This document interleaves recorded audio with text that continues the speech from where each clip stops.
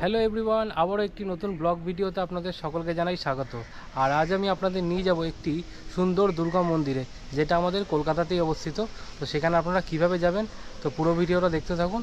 তো এখন আমরা ট্রেনে করে যাব হচ্ছে বিধাননগর থেকে যাব হচ্ছে সেই মন্দিরের উদ্দেশ্যে। তো পুরো ভিডিওটা আপনারা দেখতে থাকুন, আপনাদের পুরো জানিয়ে দেবো কীভাবে যেতে হবে সেই মন্দিরে। তো চলুন যাওয়া যাক। আমরা চলে এসেছি এখন বিধাননগর স্টেশনে। এখান থেকে বাস ধরে যাব হচ্ছে মেট্রোপলিটন দুর্গাবাড়ি। বিধাননগর থেকে আমরা এখন বাসে উঠে পড়েছি। বাসে মোটামুটি সময় লাগবে 20 থেকে 25 মিনিট। তো চলুন নেমে আবার আপনাদের সাথে কথা হবে। আমরা বাস থেকে নেমে পড়েছি।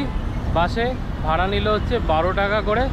আর উল্টোডাঙা থেকে মেট্রোপলিটন বাইপাস ধাবায় আসতে মোটামুটি সময় লাগলো 20 থেকে 25 মিনিট। আমার পেছনে দেখতে পাচ্ছেন এই যে মেট্রো বাইপাস ধাবা।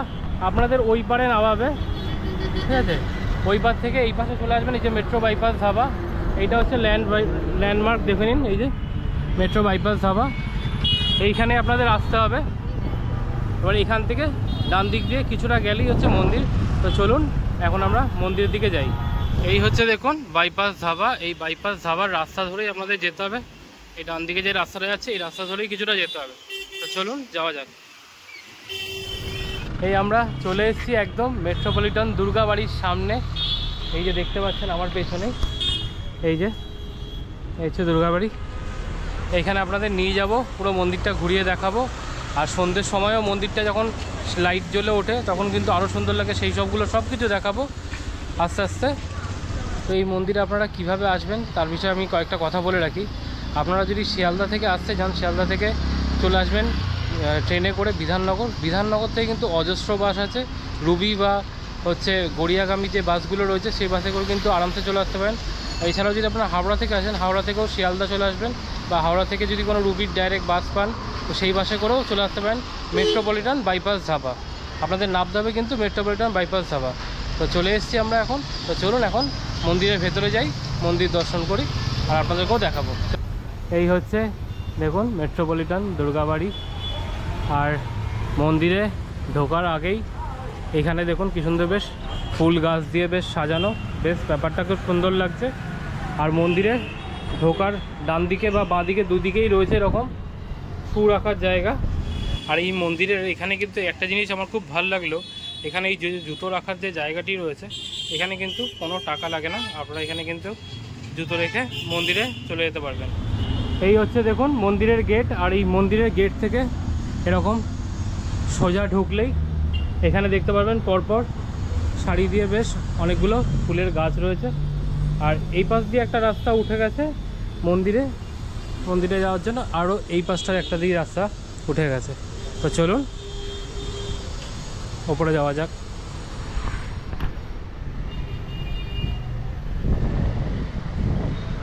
আর ওই মন্দিরের এই জায়গাটাতে পুরো এরকম সুন্দর করে গাছ দিয়ে ঘেরা, বেশ সুন্দর লাগছে। আর উঠেই দেখুন এই একটা মন্দির। আর এই পেছনে এই যে মন্দিরটা দেখতে পাচ্ছেন, এই পেছনের যেটা লাল ফ্ল্যাগটা ঝুলছে ওইটা হচ্ছে মেন মন্দির, ওটা হচ্ছে মা দুর্গার মন্দির। আর সামনে নাট মন্দির, ওই সামনে আরও একটি মন্দির আছে। আর এই মন্দিরের পেছনেও আরও দুটি মন্দির আছে। এই এর একটি মন্দির আর একটি ওই পাশে। তো চলুন আগে আমি আপনাদেরকে মন্দিরের দুর্গা প্রতিমাটা দর্শন করাই, তারপরে এক এক করে খুব সুন্দর করে পুরো মন্দিরটা আপনাদের ঘুরিয়ে দেখাবো। এই হচ্ছে মা দুর্গা মন্দিরের মেন সামনেটা হচ্ছে এই নাট মন্দির। এই হচ্ছে নাট মন্দির, দেখুন নাট মন্দিরটা খুব সুন্দর, ফল সিলিংয়ে খুব সুন্দর কাজ করা রয়েছে। চলুন আগে আপনি আপনাদের ঠাকুরের মূর্তিটা দর্শন করিয়ে দিই। এই হচ্ছে দেখুন ঠাকুরের মেন মূর্তি, মা দুর্গার মূর্তি। আর এই পাশে গণেশ, লক্ষ্মী, কার্তিক, সরস্বতী। আর এটা কিন্তু পুরো পিতলের মূর্তি, খুব সুন্দর লাগছে দেখতে।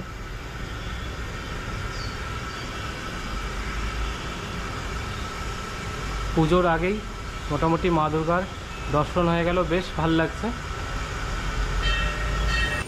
এই হচ্ছে দেখুন মন্দিরের পুরো চত্বর, অপূর্ব সুন্দর লাগছে। আপনারাও আসুন বিকেলের টাইমে একটা দিন এসে মোটামুটি এখানে কিছুটা সময় কাটিয়ে যেতে পারেন, বেশ ভালো লাগবে। বিশেষ করে এই ঠাকুরের মূর্তিটা আমাকে দারুণ লাগছে। এরকম সময় এখনও মা দুর্গা আসতে অনেক দেরি, 100 দিনের মতো। তার আগে মা দুর্গার দর্শন হয়ে গেল, জাস্ট ভেবে অসাধারণ লাগছে। এই মেন সিঁড়ি দিয়ে উঠেই দেখুন ডান হাতে রয়েছে এখানে একটি মন্দির। এখানে রয়েছে জগন্নাথ, বলরাম ও সুভদ্রা, আর পাশে রয়েছে রাধা ও কৃষ্ণের মূর্তি। অপূর্ব সুন্দর লাগছে। আর এই পাশে রয়েছে দেখুন বজরংবলীর মন্দির।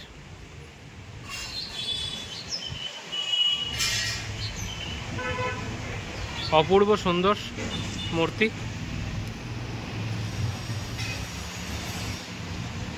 এই দুর্গা মন্দিরের বাহাতেই রয়েছে দেখুন একটি মা কালীর মন্দির, আর মা কালীর মূর্তিটা পুরো যেন অবিকল দক্ষিণেশ্বরের মা কালী। আর তার সামনেই রয়েছে পরমাংশ রামকৃষ্ণ দেব, আর এই পাশে রয়েছে সারদা দেবী, আর এদিকে রয়েছে স্বামী বিবেকানন্দ। দারুণ লাগছে যেন মূর্তিটা।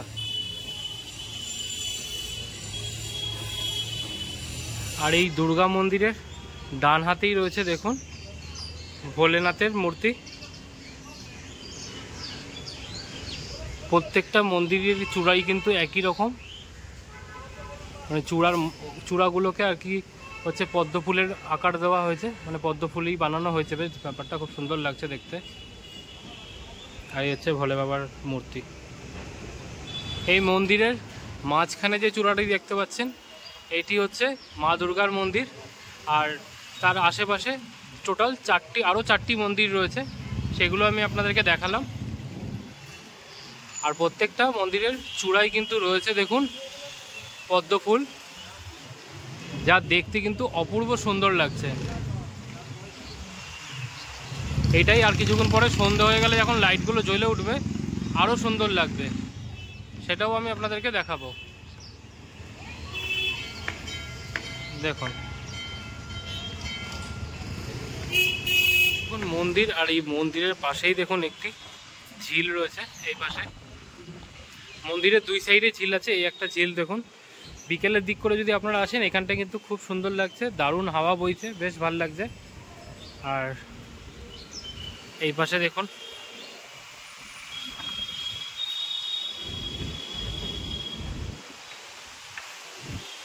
এপাশে একটি আই থিঙ্ক মনে হচ্ছে পার্ক টাইপের কিছু তৈরি হচ্ছে, বেশ এখানটাও কিছুটা বসে কিন্তু আপনারা সময় কাটাতে পারেন।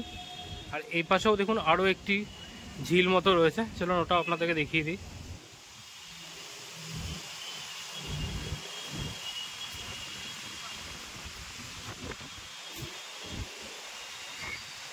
এই যে দেখুন এখানেও একটি ঝিল মতো রয়েছে, আর এখান থেকেই পার্কে ঢোকা যাবে। এটা আই থিঙ্ক খুব শিগগিরই এখানে একটা সুন্দর পার্ক মতো তৈরি হয়ে যাবে, তখন এখানে কিন্তু আসলে আপনারা কিন্তু এই পার্কটিকেও এনজয় করতে পারবেন। আর এই মন্দিরের দেওয়ালগুলোতে করা রয়েছে দেখুন নটরাজের মূর্তি, পুরো এটা কাঠের তৈরি, দেখতে কিন্তু অপূর্ব সুন্দর লাগছে। পুরো দেওয়ালই মোটামুটি করা, এই একটাতে রয়েছে, আর এখানেও দেখুন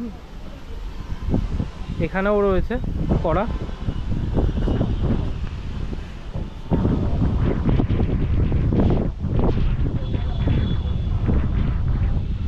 বেশ খুব সুন্দর কাঠ দিয়ে পুরো কাজটি করা হয়েছে, দেখতে খুবই সুন্দর লাগছে। এই পাশের দেওয়ালটিতেও করা রয়েছে দেখুন, দেখুন পুরো প্রত্যেকটা মন্দিরের দেওয়ালেই কিন্তু এরকম কাজ করা রয়েছে, যা দেখতে কিন্তু ভারী সুন্দর লাগছে। আর এই মন্দিরের যে মেন গেটটা এটাও দেখুন কি সুন্দর, অপূর্ব সুন্দর লাগছে দেখতে, খুব সুন্দর। আর পুরো মন্দিরটার চারপাশটায় মোটামুটি বেশ ফুলের গাছ দিয়ে বেশ ঘেরা, যেটা দেখতে কিন্তু আরও সুন্দর লাগছে। আর এই হচ্ছে মন্দির, মন্দিরের পাশেই এইখানে দেখুন যে পেছনে যে বলছিলাম যে গার্ডেনটায় যাওয়া যায়, এইখানটা দিয়ে কিন্তু যাওয়া যায়। এই হচ্ছে মন্দির, আর মন্দিরের এই পাশেই দেখুন এখানে রথ রাখা হয়েছে। আর এই রথযাত্রার দিন এখানে যে জগন্নাথ রয়েছে এখানে এই রথে করেই তাকে ঘোরানো হয়। এই এসে দেখুন দুই পাশে দুটো ঝিল, ঝিলের এই পাশটায় পুরো এরকম সিটিং এরিয়া রয়েছে। আপনারা যদি বিকেলবেলার টাইমটায় করে আসেন এখানটা বসেও কিন্তু অনেকটা সময় কাটাতে পারবেন। এই মেট্রোপলিটন দুর্গাবাড়ি মন্দিরটি কিন্তু অপূর্ব সুন্দর। আপনারাও কিন্তু আসুন, একদিন এসে কিন্তু ঘুরে যেতে পারেন। আর আপনারা কিন্তু চেষ্টা করবেন বিকেল করে আসার। বিকেল করে আসলে কিন্তু বিকেলবেলায় খুব সুন্দর লাগে। আর সন্ধ্যে হলে যখন লাইটগুলো জ্বলে ওঠে সেটাও কিন্তু খুব সুন্দর লাগে। সেটাও আমি আপনাদেরকে কিছুক্ষণ পরে দেখাবো যখন লাইটগুলো জ্বলে উঠবে। এই এখন দেখুন মন্দিরের ফলস সিলিং যেটা করা রয়েছে দুর্গা মন্দিরের সামনে, লাইটগুলো জ্বালিয়েছে, দেখুন কি সুন্দর লাগছে। আর ঠাকুরের মূর্তিটা আরেকবার আপনাদেরকে দেখাই, কি দারুণ লাগছে।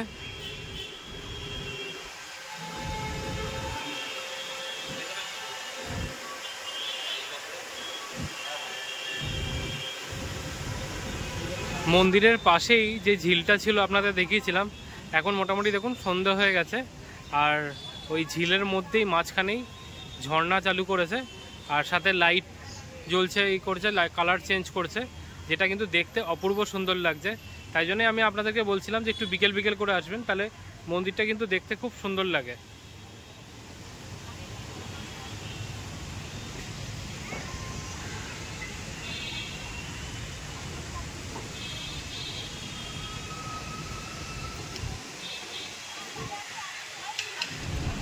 এই মন্দিরটা এসে কিন্তু আমার খুব ভালো লেগেছে।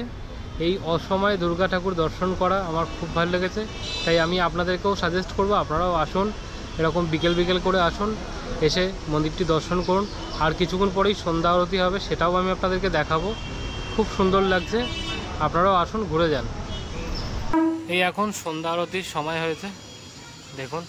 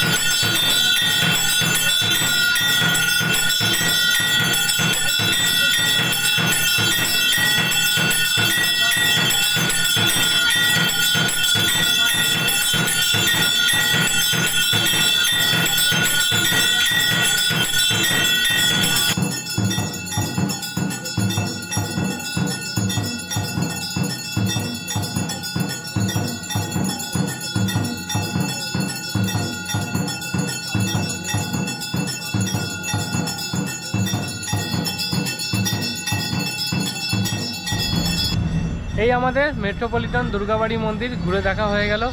তো এবার বাড়ির উদ্দেশ্যে রওনা হব। তো আবার হাজির হয়ে যাব নতুন কোনো জায়গায় নতুন কোনো ভিডিও নিয়ে। ততক্ষণ ভালো থাকবেন আর সুস্থ থাকবেন, আর দেখতে থাকবেন আশিস দাস ব্লগ। আর চ্যানেলে নতুন হলে চ্যানেলটিকে প্লিজ সাবস্ক্রাইব করবেন। তো আজকের মতো এখানেই, টাটা।